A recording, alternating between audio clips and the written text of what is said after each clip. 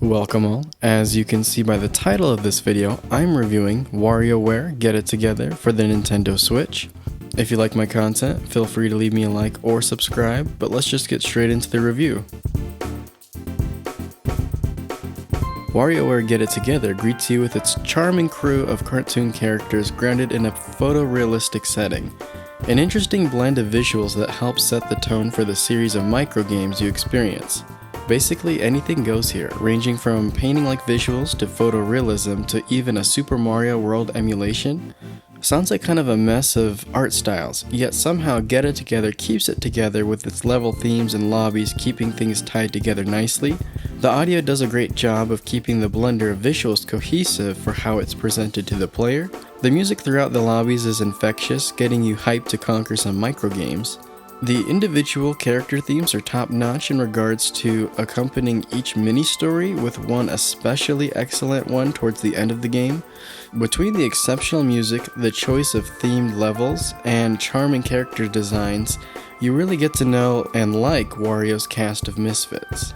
Although there are several cutscenes that carry the main story, you get to know the cast of characters through each of their self-inspired series of levels. Like all previous WarioWare games, the story here is short and sweet. However, this time around the mainline series of levels has the primary goal of teaching you the controls of each playable character while also advancing the story.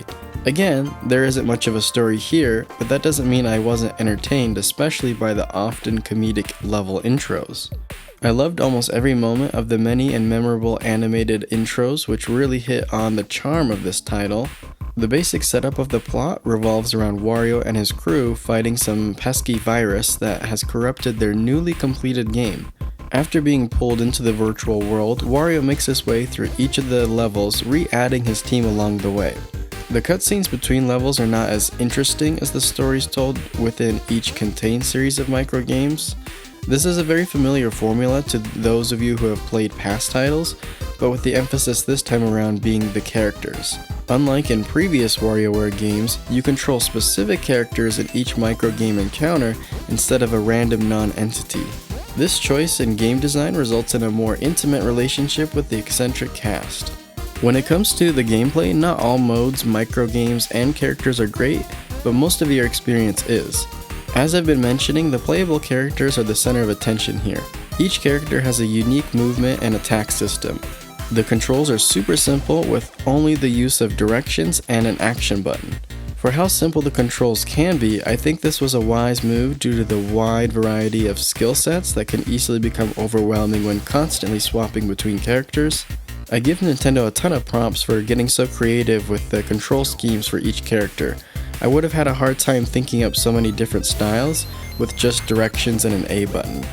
This creativity leads to a lot of great setups, but also leads to some weaker characters. There are some characters who play almost identically to others with the slightest of differences, leading to some being clearly superior to others. One of Get It Together's strengths stems from its massive list of microgames and character combinations, feeling almost limitless. Some characters are perfect for certain games while being less than ideal for others. Although each of your crew has their own strengths and weaknesses, there are definitely those who struggle way more often than others. I'm looking at you, 9V, which makes me sad to say considering 9V was easily one of my favorites in the original Game Boy Advance title. 9V's controls as a character are almost always less than ideal, however his series of Nintendo-themed levels are some of the best. Another area where WarioWare shines is in many of the themed levels. There's a little bit of everything here, ranging from the previously mentioned Nintendo microgames, to a series of sport-themed encounters, to even a level centered around food. The themes and variety of combinations help to keep the potentially repetitive nature of this title from getting stale. The series of microgames always lead to a boss stage, which is more of an extended minigame that can be hit or miss at times. The mainline series of missions are entertaining and engaging whether it's your first playthrough or if you're attempting to beat a previous record. The variety pack of minigames, however, doesn't have the same staying power. Many of the minigames can be fun for a little while when played with friends and family, but I have a hard time seeing any of them replacing Mario Party as the go-to party game. That might not even be the goal of these games, but if that's the case, then I find myself asking, why are they here then? I just think more time and resources could have been invested into these minigames to really complete what WarioWare Get It Together is trying to accomplish. If you would like to revisit specific microgames, that is an option here with the Playopedia. Under the Crew tab, you can find some player stats as well as the Break Room and the Emporium. Through your time playing, you will collect WarioWare coins for just about everything. At first I wasn't sure how I was supposed to spend all these coins, with the only obvious use being for continuing failed attempts to beat a level. I later found out you can use these coins to buy items from the Emporium, which then can be cashed in for experience points towards your characters. As you level up your crew, you'll be given several new color and color schemes to apply on a visual level. There is also a Wario Cup to participate in, which is a set of weekly themed levels that you can see how you stack up with the rest of the world. From a multiplayer perspective, there's the Variety Pack to play, but you also have the option to play all of the mainline series of microgames, 2-player cooperatively. The use of a second player often added a fun new layer of challenge when tackling each series of levels, with a new emphasis on communication.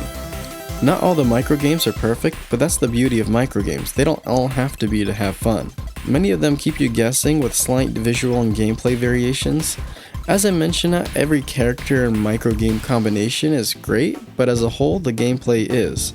WarioWare Get It Together is equally a great time to those who played the older titles as well as new players alike. I'm going to give it an 8 out of 10. The variety of microgames kept me entertained and wanting to come back for more. Much like the very first game in the series back on the GBA, I have fallen in love with the creativity and charm of this title. I appreciate Nintendo releasing WarioWare at $50 and would for sure recommend it to anyone considering it. I would like to hear from you in the comment section and appreciate you for watching. And until next time, see ya!